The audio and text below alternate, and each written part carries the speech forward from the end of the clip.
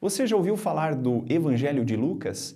Hoje veremos do que esse livro trata, do que ele fala e o que nos ensina. Vem comigo!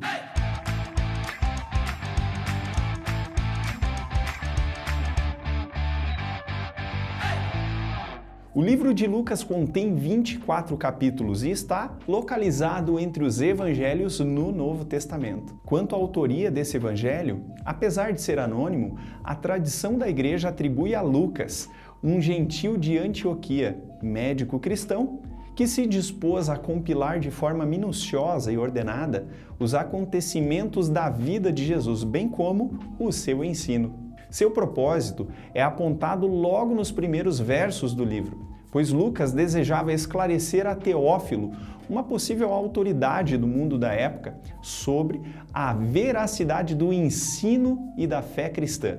A pesquisa de Lucas se deu mediante relatos de testemunhas oculares da vida de Jesus, pois desejava oferecer uma narrativa fiel, clara e lógica. Um detalhe interessante é que Lucas também é reconhecido como o autor do livro de Atos, o qual também tem o mesmo destinatário, sendo este evangelho como uma primeira obra de 2 volumes. Sua escrita se deu entre os anos de 60 e 63 d.C., possivelmente enquanto Lucas acompanhava o apóstolo Paulo em suas viagens missionárias.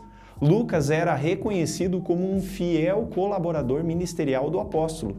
Ao escrever a Teófilo, Lucas buscava esclarecer que a fé cristã não se baseava em especulações ou ideias humanas, mas sim, era um movimento que estava ligado ao fato histórico da vida, ensino, morte e ressurreição de Jesus. Seu esforço ao redigir o Evangelho e, posteriormente, o livro de Atos, mostra que aquele pequeno movimento iniciado com Jesus de Nazaré alcançou o mundo da época, impactando a vida tanto de judeus como de gentios de diversos lugares. Desta maneira, Lucas não se preocupa em mostrar Jesus como um mero Messias ou libertador para os judeus, mas sim como o Filho do Homem, o Salvador de toda a humanidade. O livro está estruturado da seguinte forma: dos capítulos 1 ao 2, a infância de Jesus; dos capítulos 3 a 4:13, o início do ministério de Jesus; dos capítulos 4:14 a 9:50, o ministério de Jesus na Galileia; dos capítulos 9:51 a 19:28, o ministério de Jesus a caminho de Jerusalém; do capítulo 19:29 ao capítulo 21, o ministério de Jesus em Jerusalém; dos capítulos 22 ao 24, a paixão e a glorificação de Jesus.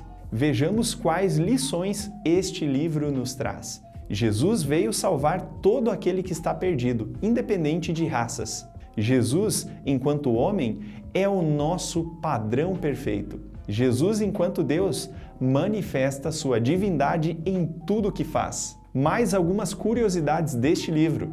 Ao apontar a descendência de Jesus até Adão, Lucas ressalta o fato de que Cristo está ligado a toda a raça humana. Por ter um foco mais universal em sua mensagem, Lucas não se ocupa tanto em discorrer sobre vários elementos estritamente judaicos, como ritos religiosos, tradições e ligações diretas com a lei mosaica. Porém, não deixa de registrar alguns fatos judaicos marcantes na vida de Jesus, que o caracterizam como o cumprimento das profecias do Antigo Testamento. Ainda, o trecho de Lucas 19:10 pode ser caracterizado como um versículo-chave desse evangelho, mostrando que Jesus veio buscar e salvar aquele que estava perdido. Ao apontar Jesus como o Salvador de todas as pessoas, Lucas é o único evangelista a registrar o relato do fariseu e da pecadora, a parábola da ovelha, da moeda e dos filhos perdidos, a parábola do fariseu e o publicano, a conversão de Zaqueu e a salvação do ladrão crucificado.